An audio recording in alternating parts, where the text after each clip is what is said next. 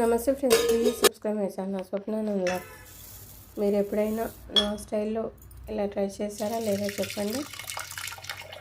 1.5 cup కందిపప్పుని తీసుకొని మనం కూరగాయలు కడుక్కొని నీళ్ళతో కడుక్కొని 2-3 సార్లు కడిగేసుకొని నీళ్ళని ఉంచేసి మళ్ళీ మంచి నీళ్ళని పోసి పప్పు మునిగే వరకు నానబెట్టాలి, ఒక 30 నిమిషాల పాటు.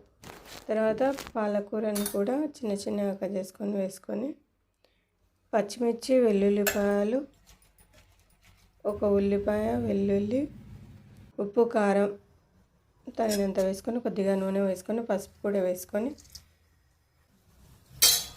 స్టవ్ ఆన్ చేసుకొని